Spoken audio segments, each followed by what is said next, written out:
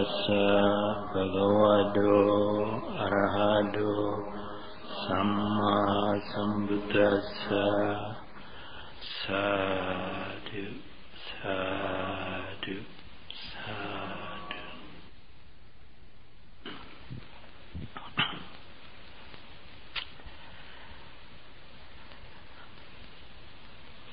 Today is the 6th of January 1992.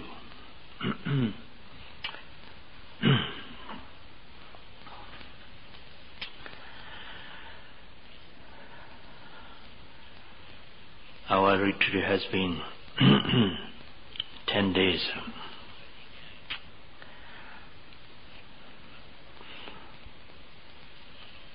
Retreats, 10 days meditation is nothing to those who expect to achieve hardship.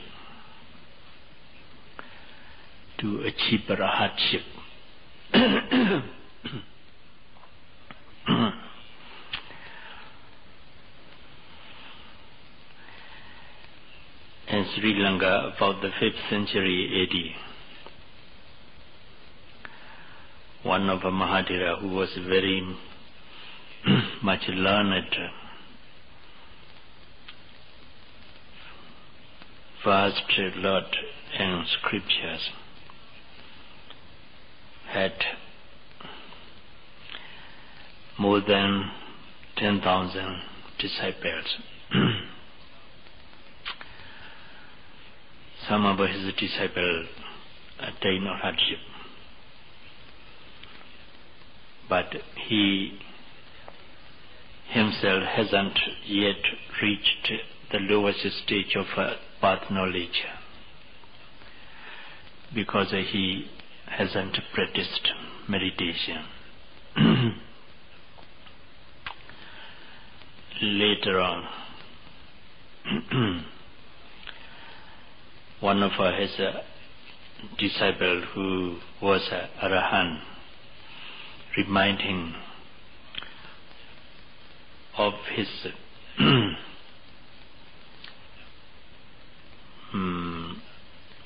neglecting the meditation. So Mahātira felt ashamed.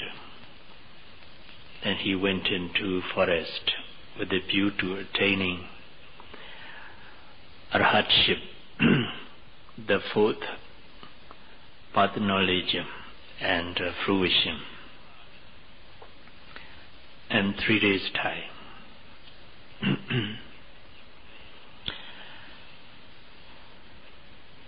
Without knowledge of his disciples in the monastery, he got up very early in the morning and then went into the forest, practiced meditation.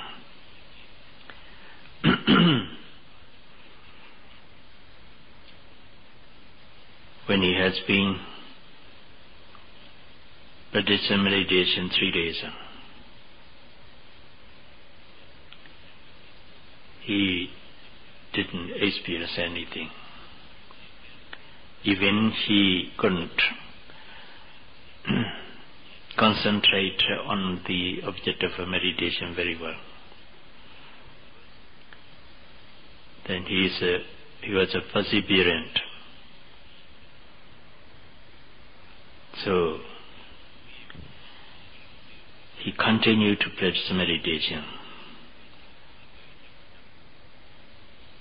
3 years, nothing was attained. Then 9 years, nothing.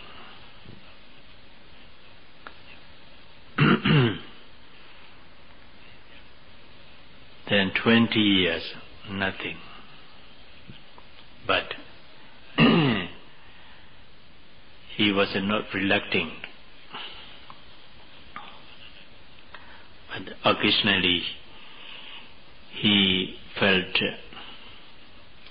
depressed.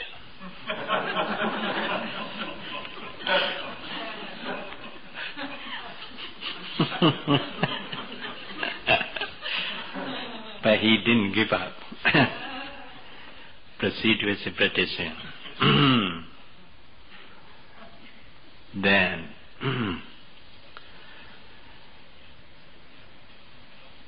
on the 13th year of his meditation, at night he was walking very mindfully. But he thought about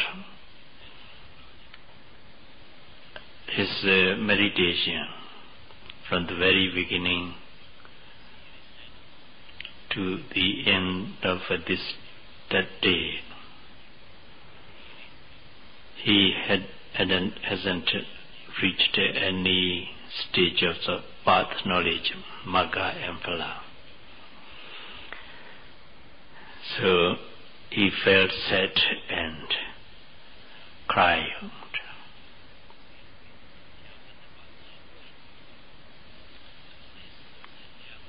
Why did he cry?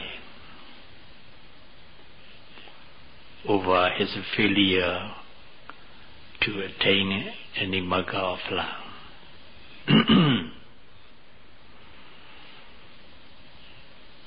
Then one of the deities who lived in a tree near the walking place wished to remind this old monk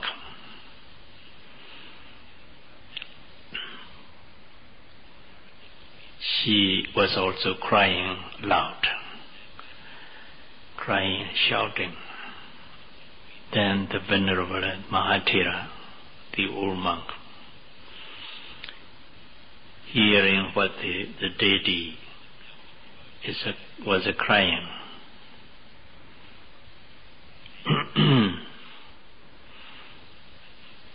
he stopped crying, then asked, "Who was crying here?" The Mahātira said. Mahātira means a senior monk. Mahātira is a Pali. Who was crying here? Around here? He asked. But he didn't see anyone or anything. They said, about the midnight. Then the deity said, "Venerable sir, it is me who is crying." Then the monk asked her, "Why does he cry?" The deity said, "Seeing and hearing what you are crying, it occurred to me, crying enables a meditator to attain arhatship. That's why I was crying."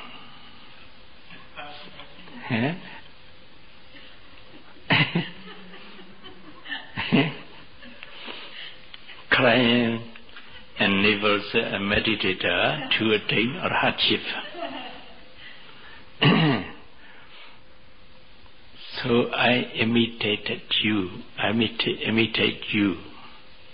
to attain arhatship. So I'm crying.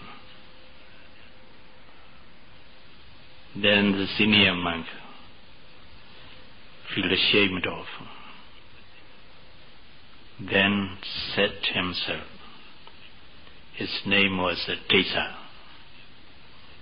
Desa, see, the female deity too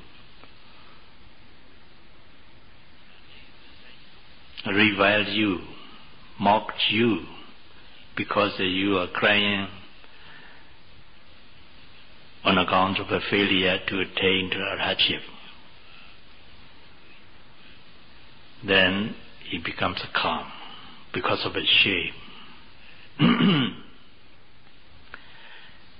Then he practices calmly, steadily. The mind becomes gradually concentrated more and more deeply, because he has no sadness and no depression, no stress and strain. The mind is clear and calm because of that deity. Deity is heart, his teacher.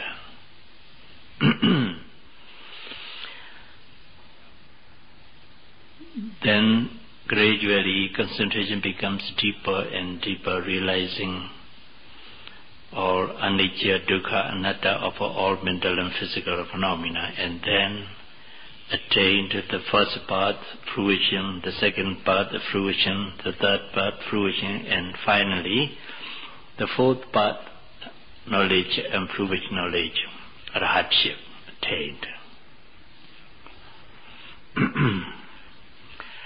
He has to practice meditation 30 years to attain arhatship, to become an arahant.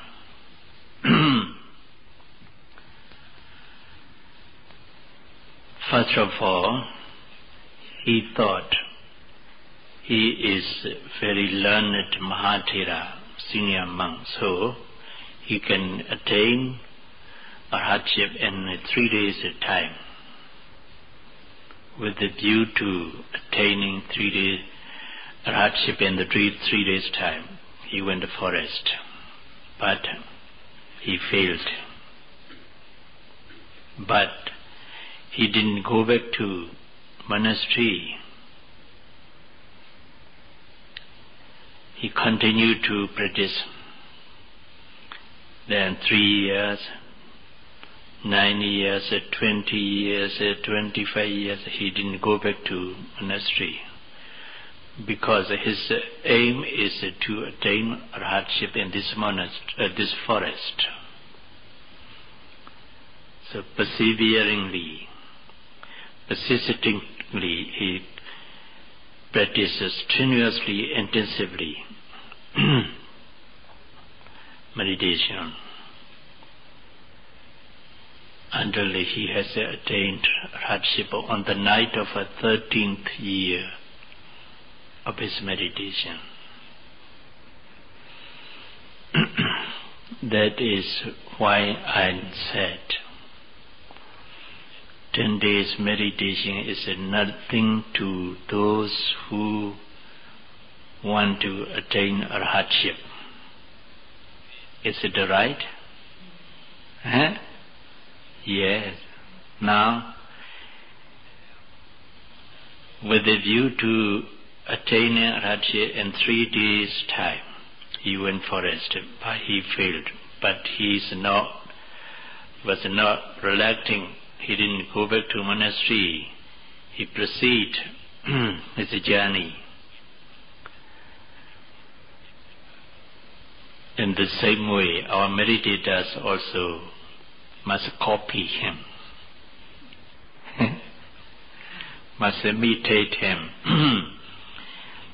without going home back, practicing perseveringly and persistently, so that you may attain at least the lowest path of a Sotapatimagga. Not 20 days, not 30 days, not 60 days, until you have attained at least the lowest path of enlightenment, Maganyana path, knowledge.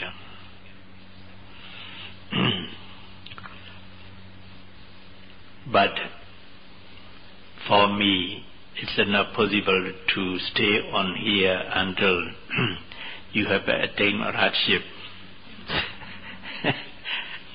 I'll have to go back to Burma. I'll have to be back in Burma on the 16th of February. And 17 and 18 I take rest.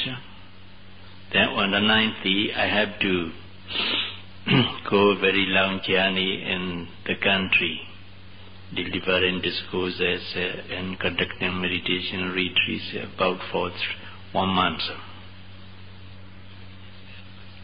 All has been set up. So it's impossible for me to stay on with you here, though you stay here until you have attained hardship.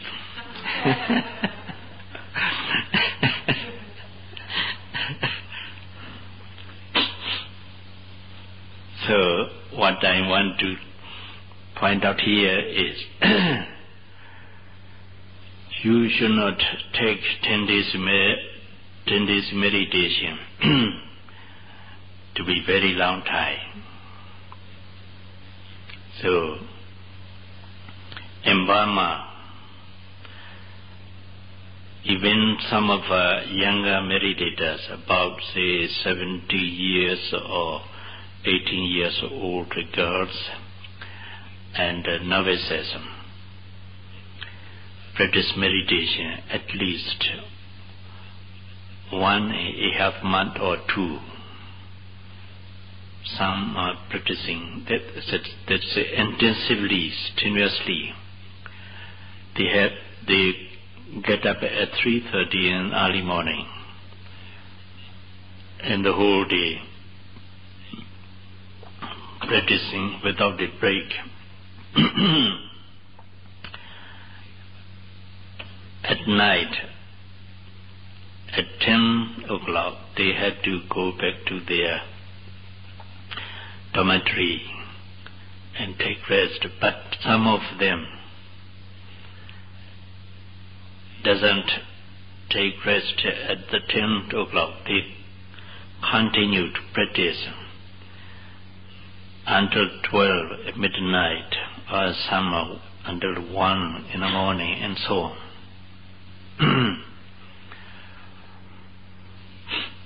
So you should also practice in that way.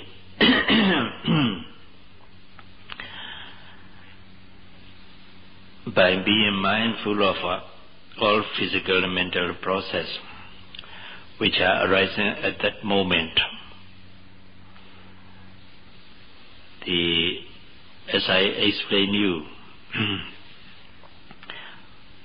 mindfulness should be continuous, constant, at least a period of time, say about 10 minutes or 20 minutes or 30 minutes. If a mindfulness becomes continuous and constant for 10 or 20 minutes, then concentration becomes better. In this 20 minutes time, you may discover any new experience or any unusual experience or any amazing experience and your meditation and sitting as well as and walking and daily activity too.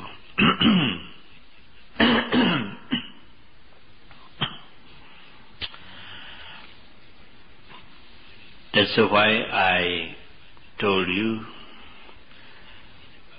please be more mindful of more daily activities and more remote detail.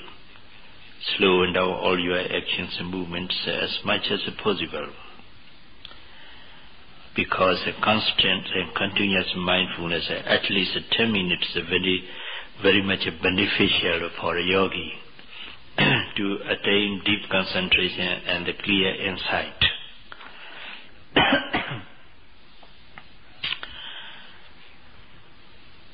So in Sri Lanka there's a Mahāthera, a senior monk, about the 6th century, the 7th or the 6th century AD. Practiced this mindfulness meditation for 3 years.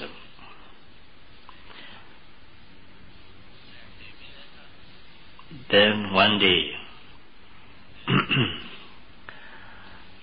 some young monks came to him to see him and to pay respect to him. Then he had to talk with him. While he was talking with them,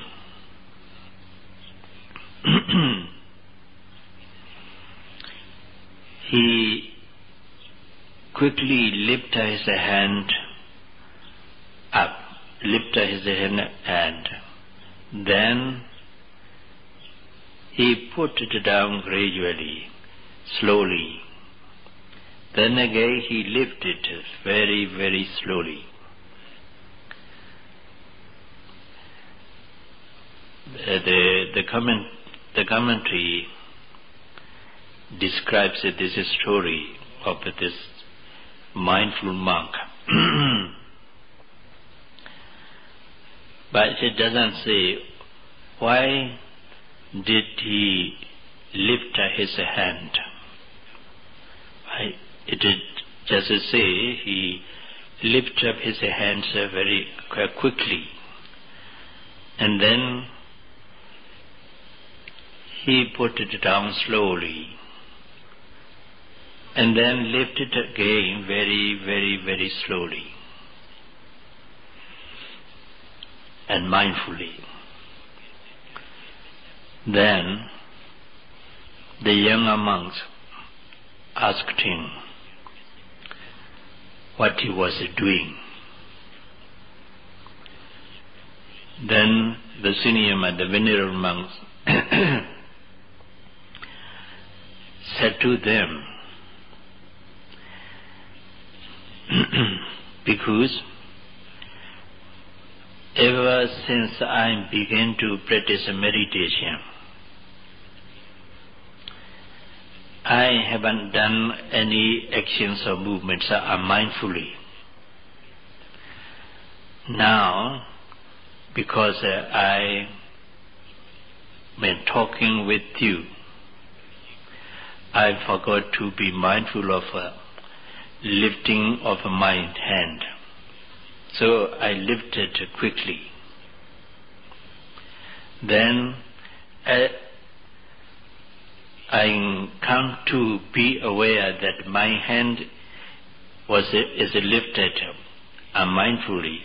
So I put it down slowly and mindfully. Then I lifted it again very, very slowly and very mindfully. This monk attained hardship. In a couple of days, the commentary said. But the younger monk said, yes, Venerable Sir, such a meditator as you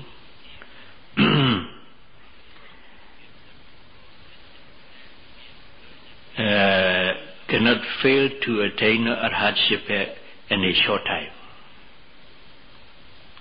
Then they went away.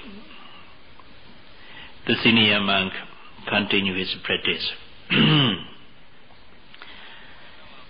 So you should also remind yourself not to fail to be aware of all daily activities when you are doing. If you forgot to note and if you do any action mindfully, then you should train yourself to be mindful of doing it again and again repeatedly, then you are hopeful to be able to attain arhatship, or at least the lowest path knowledge, enlightenment.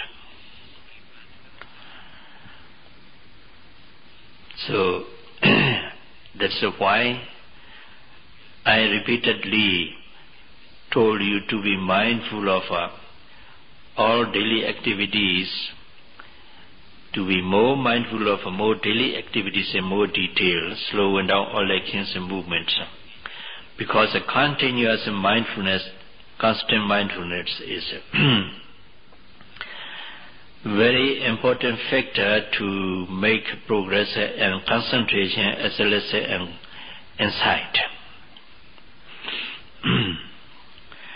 One of the meditator today told me in the interview that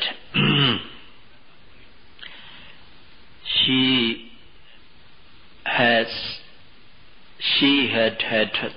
doubt in the beneficial of in the awareness of a daily activity and walking meditation before.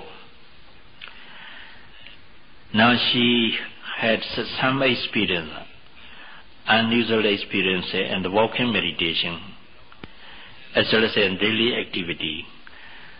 She said her doubt now went away. Why? This doubt hindrance as one of the 5 hindrances driven away by her personal experience of meditation. By being aware of our daily activities and observing very precisely the movement of the foot when she is walking. So when you observe every movement of the foot while you are walking very precisely and closely. Yesterday I told you, you experience the specific characteristic of a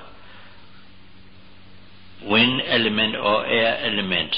That's a movement, a motion, vibration,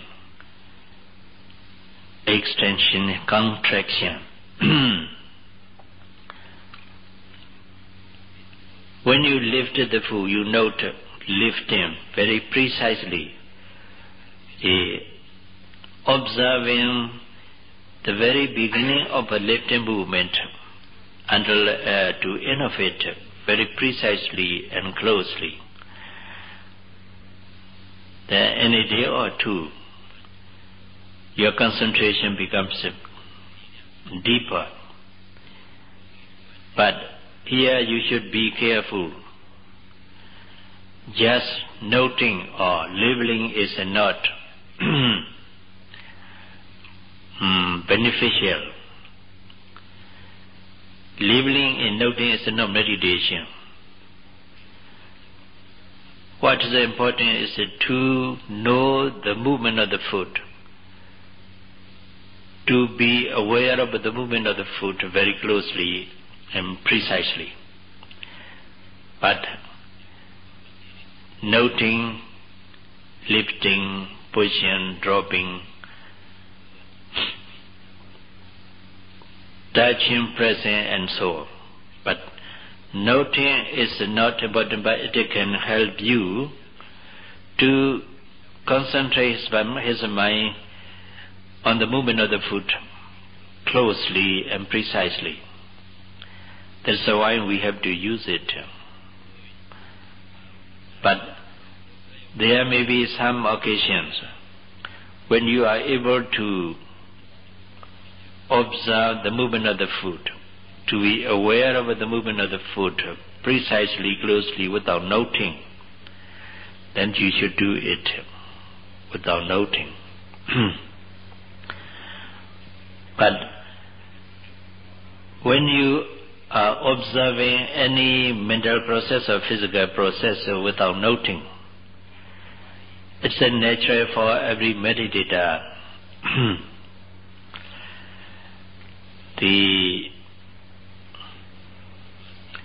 to have the effort relaxing or not relaxing, subsiding and become weak.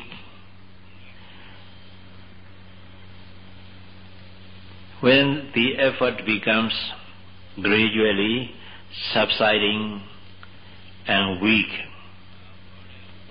then the concentration becomes weak. The mind goes out very often. Because you haven't put enough effort in the noting, so the mind doesn't grip the object of meditation, or the mind is not attentively aware of the movement of the foot. So it goes out and wanders, then concentration becomes weak. If you know that, you should note lifting, pushing, dropping, lifting, pushing, dropping. Then the noting will help you to concentrate your mind on the movement of the abdomen attentively and energetically and deeply.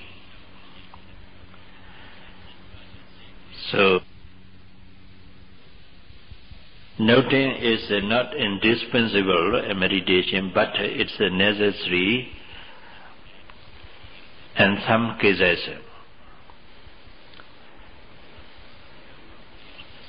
The beginning of the practice of meditation needs noting, because you are not able to concentrate your mind on the object of meditation without labeling or without noting.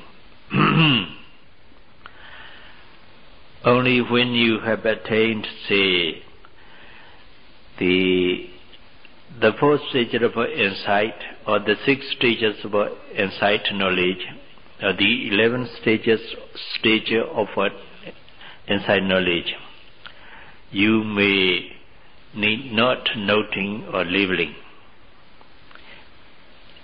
It depends on you. You know yourself. Yes, while you are walking, being aware of the movement of the foot, when the concentration becomes deep, you feel a series of very tiny broken movement of lifting. In the same way, a series of many broken movements of pushing, dropping, and pressing. Then here, what you are realizing is the specific characteristic of wind element, air element. When your insight that penetrates into the true nature of this wind element or specific characteristic of a wind element becomes mature in advanced stage, then you are not aware of your personal, your leg or your foot or your bodily form. At that time, what you are realizing is the movement of the foot and the mind that's noted. But even though you realize these a series of movements of the foot, if your concentration is not deep enough, you are not aware, you are still conscious of your bodily form and your leg or your foot. And also you have the idea of an eye. My foot is lifting, noting, and so on.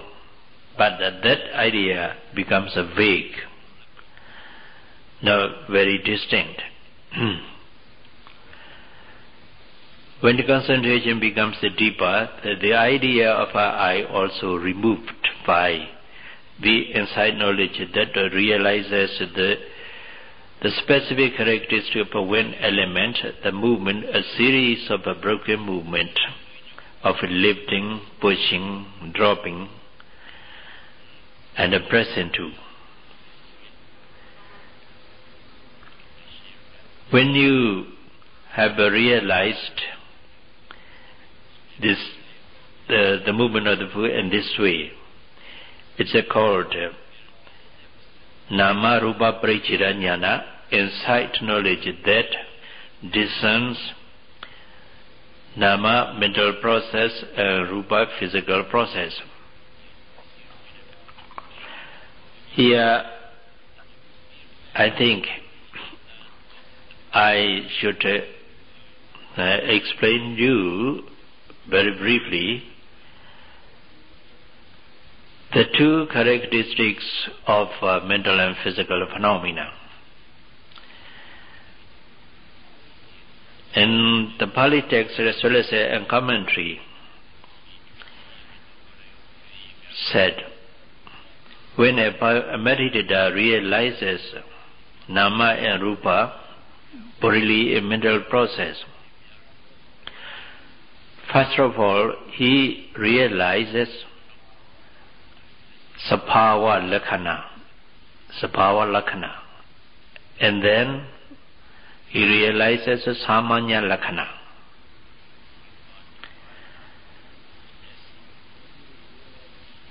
When he realizes Sabhava Lakhana very clearly,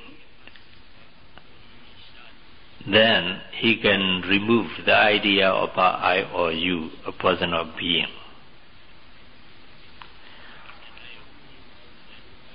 When he has realized the Samanya Lakhana of mental and physical phenomena, then you are not attached to any of a mental process or physical process at that moment, because you have thoroughly realized Samanya Lakhana of a mental and physical phenomena. Then what is the Sabhava Lakhana? Sabhava Lakhana means the specific or individual characteristic of a mental and physical phenomena.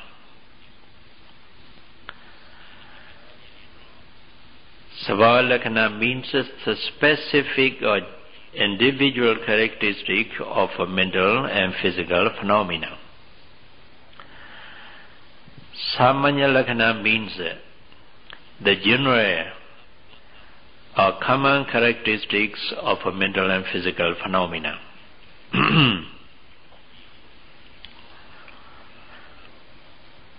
Samanya Lakhana, general or common characteristics of a mental and physical phenomena, is nothing but anicca, dukkha, anatta. Impermanence, suffering, and the impersonal nature of embodiment process. These three characteristics of existence is called Samanya Lakhana, general or common characteristics of embodiment process or existence. Sabhava Lakhana, specific individual characteristics, is vary, because every mental state has its own specific characteristic. Every emotional state has its own specific characteristics. Every physical process or material process has its own characteristics. So, sabhava lakkhana, specific or individual characteristics varies.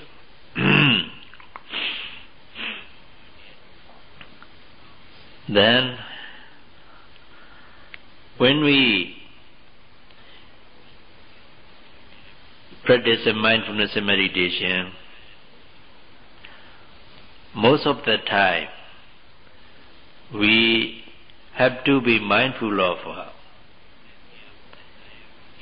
the four primary material elements which I have explained you yesterday or the day before yesterday. So we should, at least we should have knowledge of the specific and individual characteristic of these four primary elements. First of all, Vayo Dhatu, wind element, air element. Wind element, air element has movement, motion, vibration, supporting, contraction, expansion as its characteristics. In other words, specific characteristic of air element or wind element is movement, motion, vibration, supporting, contraction, extension, and so on. Whenever you are mindful of all your activities, most of the time, you are realizing the specific characteristic of this Vayo Dhatu, air element. The air element is called Vayo Dhatu. Vayo, yes, Vayo Dhatu in Pali. Then Pathavi Dhatu, earth element. Earth element is not earth itself. It refers to its specific characteristics. When we say Pathavi Dhatu, earth element, we do not mean earth, the earth itself, as you know. Earth element refers to its specific characteristics or individual characteristics. The same with the other mental process or physical process. Then, earth element has hardness, softness as its specific characteristics. In other words, hardness and softness are specific characteristics of earth element Pathavi Dhatu. This characteristic also are also experienced by meditator occasionally. You feel hurt under your feet, you feel hurt under your body, and so on. Sometimes you feel soft under your foot, you feel soft under your body, and so on. These softness, hardness are earth element, the specific characteristic of earth element. But only when you are your concentration is good enough, you experience these characteristics. When your concentration is not yet good enough, you haven't yet experienced these characteristics, even though they exist, and also you are mindful of them. Even though you are mindful of, say, lifting, moving, pushing, dropping, touching, pressing, you are not experiencing the feeling of the movement of the foot, the sensation about the foot very distantly. Because when you observe lifting of the foot, lifting, then the mind goes out. Then the foot is already lifted. Then you get puzzled. Shall I put on the foot or shall I note the thought? Then what should you do?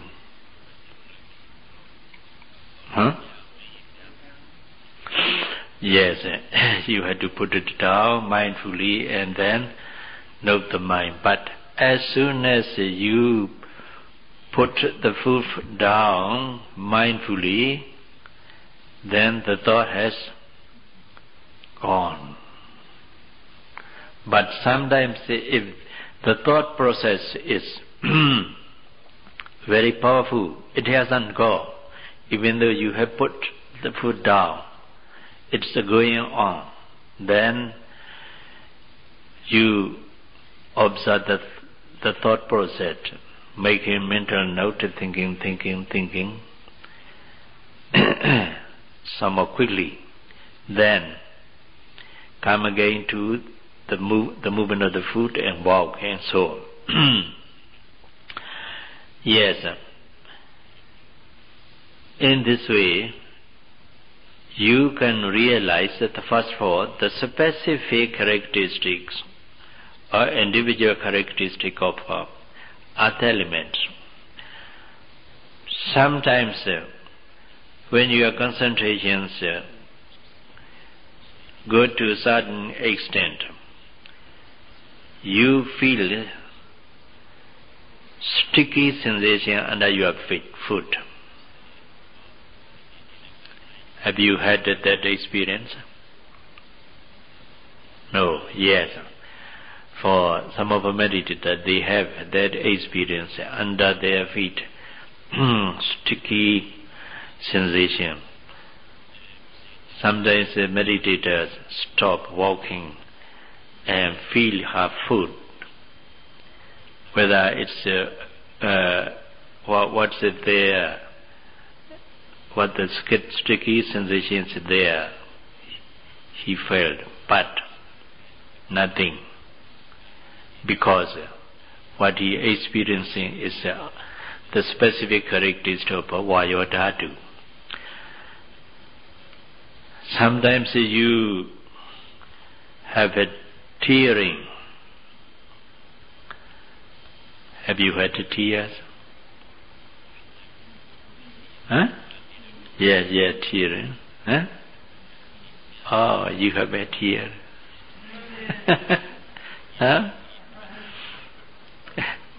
What's there? Huh? That's the fluidity. Is it? Fluidity is the specific characteristic of a water element. Fluidity and cohesion, stickiness are specific characteristic of a water element. So you are experiencing this specific characteristic. Sometimes you feel tearing from the eye, but when you take your cloth to wipe it out and you lift your hands to the eye very mindfully, lifting, then you touch the eye and wipe the ear out but then there's no ear. Sorry, there's no tear. There's no tear. What's that?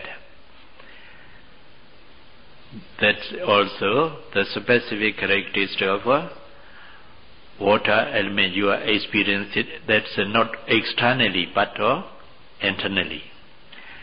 Internal fluidity of a water element. Then Tejodhatu, fire element, we translate it. Actually it's not fire.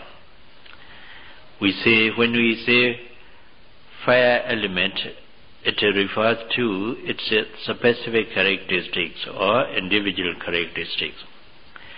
That's heat and cold.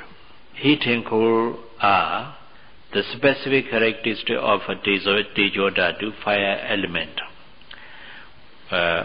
We say temperature.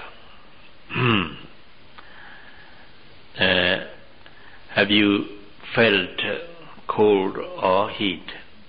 Huh? When? All the time. All the time. When you do not feel cold, you don't put on your sweater or your warm clothes. Because you put on your warm clothes, it means that you feel cold. That's a what? What's that? Specific characteristic of what? Fire element, Tejodhatu. Then the last one is a Vayodhatu, wind element. I have already told you. What's the characteristic of a specific characteristic of a Vayodhatu, wind or air element? Movement, motion, vibration, supporting, contraction, extension. We meditators have to be mindful of Vayodhatu, air element, most of the time. Yes. But even though we are realizing the movement, the motion of vibration supporting, the idea about I is to combine with it. I feel movements, I feel motion, and so on. Because your concentration is not deep enough to remove this idea of I. In other words, because you are not able thoroughly and clearly realize the specific characteristic of these elements. So, the idea of I is not yet removed. Though, when you are mindful of rising movement and falling movement of the abdomen, when the concentration is very, very deep, you just realize what you are knowing or perceiving is just the movements and the mind that knows it. In the whole world, what you are aware of is this is a dual process. You are neither aware of your body, your abdomen, nor aware of your bodily form. You have lost the sense of bodily form. At that time, what you are realizing is just dual process of rising movement, falling movement, and the mind that notes it. At that time, you have removed the idea of I or you. You don't take this noting mind with you to be you or yourself a person, a being. You don't take this movement process of movement to be you or yourself or not a person or being.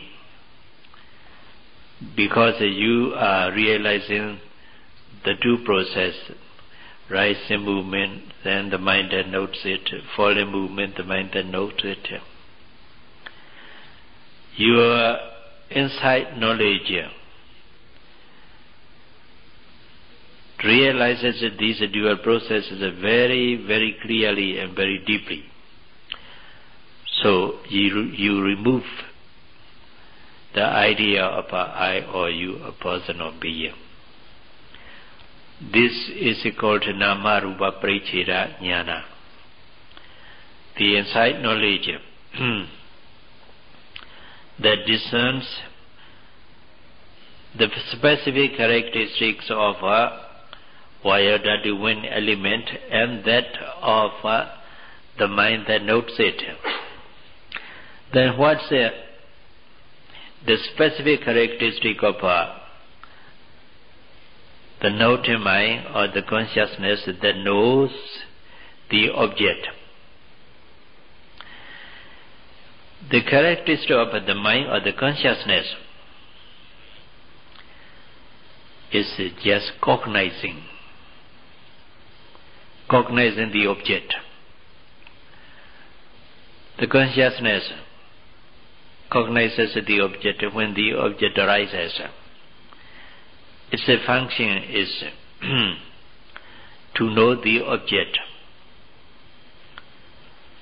or to lead the other mental state which arises together with it, to lead these mental states to the object of to the object which is cognized. So when you realizing rising movement, falling movement, and the mind that knows it, knowing of the mind is the specific characteristic of mind or consciousness.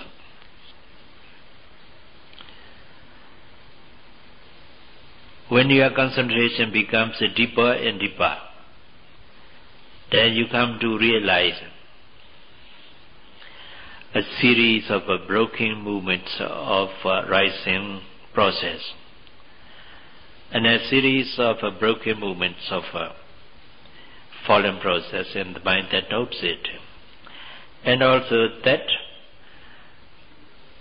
in that case you do not take the mind as permanent, because when the rising movement arises, then the mind knows it, then it disappears, you know it very clearly. Then again, when the falling movement arises, the mind knows it, then it disappears again. In this way, you come to realize arising and passing away of the mind that notes the object. So you don't take this noting mind that notes the object to be a person, a being, an I or a you. In other words, you do not identify either the noting process or rising and falling process with yourself, with the person, with the being.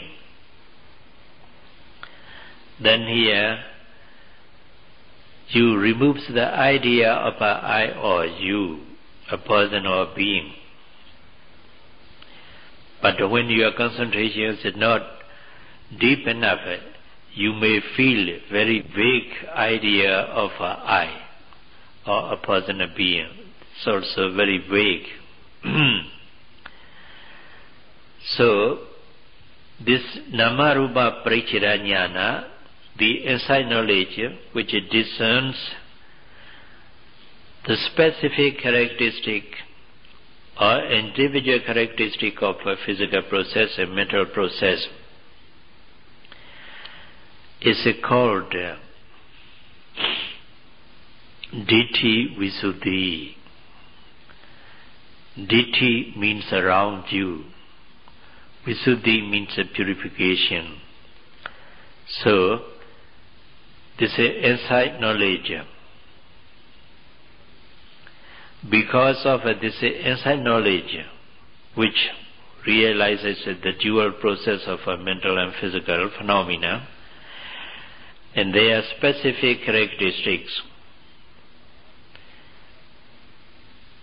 the round view of a personality, individuality has been removed, overcome, abandoned. So at this stage of insight knowledge of discerning Nama and Rupa is called purification of a view. Ditti Visuddhi, the third one. But it can purify the mind from the wrong view of a personality, individuality temporarily. It cannot uproot this idea of personality, individuality, but it can remove this idea of a wrong view of a personality, individuality for the time being. That means as long as meditator is realizing this dual process very clearly and deeply.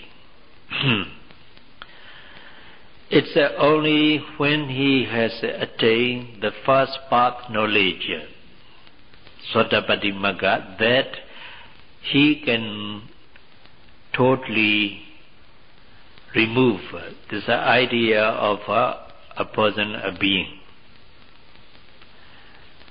This when he has attained the first path knowledge. But at this stage of insight knowledge that discerns Nama and Rupa, the idea of personality, individuality becomes weak and weak, even though it cannot uproot it completely.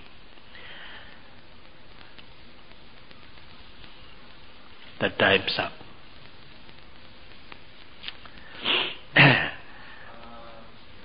May all of you uproot the idea of personality and individuality, which is the seat of all defilement, and achieve the cessation of suffering.